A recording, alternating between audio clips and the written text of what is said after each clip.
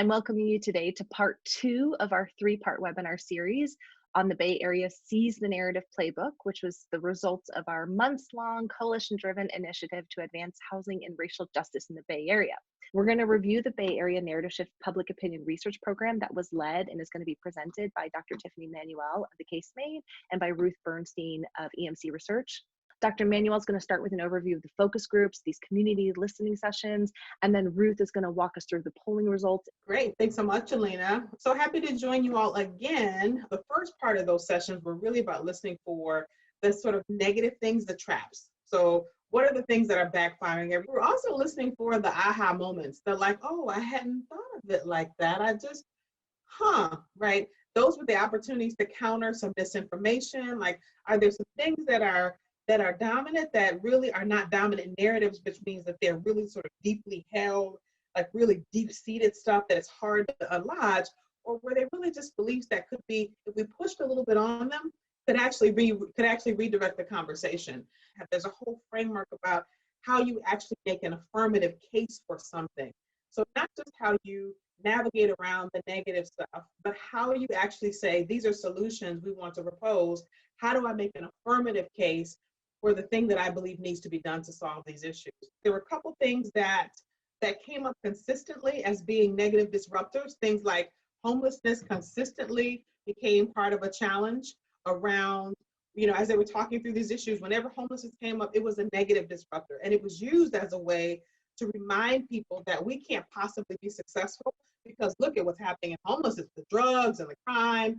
And so it was used as a way to cut through the urgency and agency around housing. Same thing with this conversation about high wages and compensation, used as a way to sort of cut through some of these issues. Some of the real surprising findings were things like loss aversion, which we always look for. What are people afraid to lose?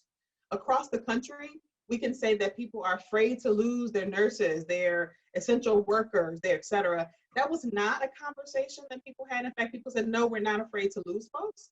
But they were afraid to lose their children, who they perceived as moving away. They were afraid to lose small businesses, the sort of, small stores and, bookstores and things that dot the landscape. They were afraid to lose their own kind of economic security, that they felt like they were falling behind. They were afraid to lose their financial future. So you could see the things that people were afraid to lose. And I always say in the work that we do, if you don't know what people are afraid to lose, you don't have what you need to pull them forward, right? Because that's the stuff that keeps them up at night when they think about housing as an issue. They talked about it as a systems issue, but as a cause, but when you got to solutions, it was all individualized solutions. But there are two other big things I wanted to describe. One was this issue of people displacing the issue to government, and this conversation about government being flush with cash kept coming up. The government doesn't need it. We've given them so much money. In a country where money solves everything, why can't they use our tax dollars and solve this? There was less stigma around affordable housing, but also no sense that people felt like any affordable housing was really going to help them. So they didn't feel like a personalized, if this happens, my life is going to be better because of it. So I thought that I would play just a little bit of just one of the sessions, just so you could hear just some of the comments that came, some of those surprising findings I just shared with you. It is very expensive, but I feel like, unfortunately, at this point, I'm like highway hypnotized by it. It's like I'm unfazed by it. It's just what it is. It's abnormal to my friends or family who come into town, but it's like, oh, $30 for a burger, $20 for a drink. I'm like, yeah, that's what it costs. Like it's unfortunate, but that's totally normal to me at this point. But the other way to look at it is because we have a house already, we're making the mortgage. We're not making it by all means like we're doing well, but at least we each have one job. We're not making, we're not doing 2 or 3 jobs. And because we're somewhat making it with some kind of smart choices in life, it's like having something that everyone else wants and you have it. It's kind of hard to give it up. First of all, there's no shortage of first responders. Okay, we have allocated and we pay them handsomely, and I think deservedly so. I'm not going to dispute that in any way, shape, or form, especially with the nurses. So, I mean, that's just a complete fallacy, and there's no way that they're going anywhere. I mean, they make hundreds of thousands of dollars. that's why I'm here, and that's why, you know, one of my biggest fears though is if this thing keeps progressing in the way it is, and, you know, my kids might not be able to live here, you know, then I might not see them, you know what I mean? So that's one of the reasons why, I think some changes need to happen.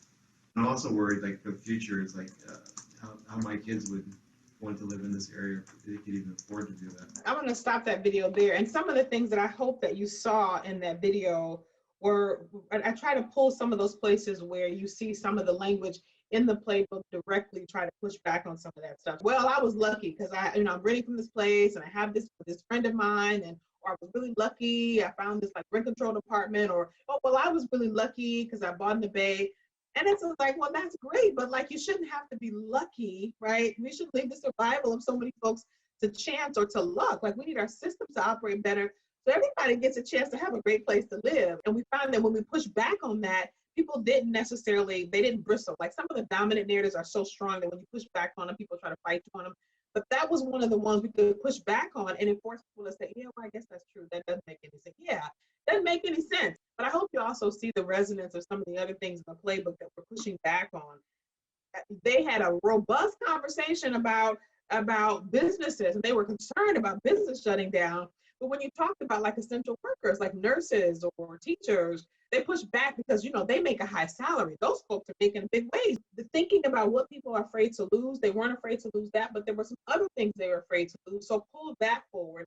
And you'll see in the playbook where we try to get at some of those things they're afraid to lose. The future of their children, they're afraid to lose these small businesses, they're afraid to lose their own financial footing. Those are the places where you can see some of that. So I'm going to stop sharing my screen at this moment and turn it over to Ruth, who's going to talk about the polling results from EMC's research. Thank you so much, Dr. T. It has really been fabulous working with Dr. T and the whole table. Big picture, the issue of housing is complex and also super personal, deeply personal. We all have a different version of that in our own minds. We have a different version of what home means, of what a safe home means. We all have a different picture. And so when we talk to people about, oh, we want to build more housing in your neighborhood, or we want to put this kind of housing or these kind of homes, what we see in our own minds might not be what they see in their minds. And people have a very hard time visualizing something that doesn't exist right now. Housing is just not alone. So when you talk about housing, housing creates more traffic, or maybe it reduces traffic. It affects, people think that it brings down, building more housing might bring down the cost of housing. It might increase the cost of housing. It brings up needs for schools. It takes away open space, potentially. It doesn't always, but sometimes people think that. They think maybe it brings more crowding. But it's also, there's the good side. It can create jobs. It can get people closer to their workplace. It can decrease their commute time. So housing is not an issue it's not alone. Housing and homelessness are interrelated but complicated. For many voters or residents in the Bay Area, they don't think that homelessness is simply about housing. We wanted to just step back and show you a couple things about what do people think about living in the Bay Area now. So in an open-ended question, what's the best thing about living here? The weather. So the weather comes to the top, but right after that, the second response is the diversity, the culture, the accepting environment, the having all kinds of different people, 21%. And then of course, you know, there's a lot to do, activities and all that. And we see huge acceptance of wanting diversity. So there should be affordable places to live for all people, whether white, black, brown, or in all parts of the Bay Area. 80% agree with that statement, 51% strongly agree. We also see, of course, support for the 3 Ps. So when asking about preservation, production, and protection, 82% of voters in the Bay Area support preservation, 80% support production, 63% support protection.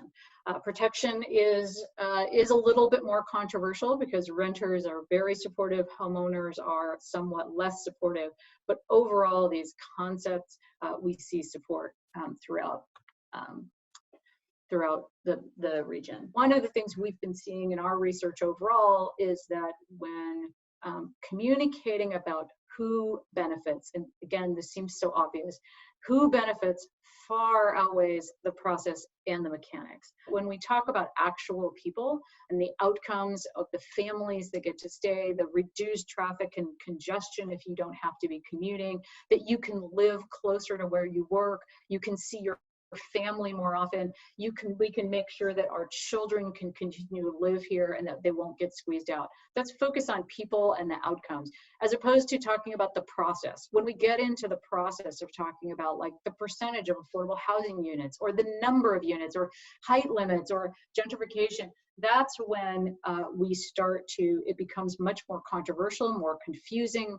And we focused a lot on starting with a series of values and trying to understand where people are on these values. We then showed them some messages, and then we asked again about some of the values to see if any of the messaging moved their values. The values that have broad appeal in the Bay Area, throughout the Bay Area, having a decent place to live is a basic human right. I support building more housing, even in my neighborhood.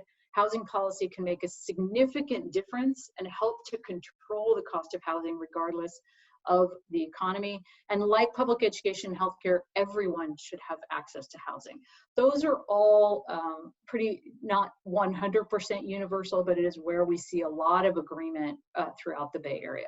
The big one, and Dr. T has talked about this a lot as well, is kind of the legacy. With a safe, stable place to call home, our children, so we're personalizing it, our children have a better chance of succeeding in school, getting a job, and building their own strong families here in the Bay Area. We owe it to our children, the next generation, to make sure that there is enough housing for them to stay in the communities where they were raised if they choose to.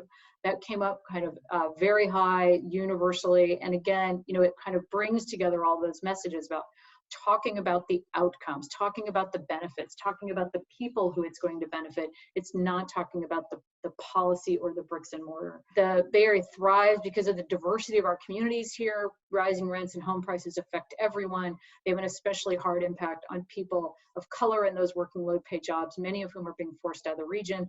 We need to act so that all of us, white and Black, Latinx and Asian, Indigenous and newcomer, can stay in this unique place we all love.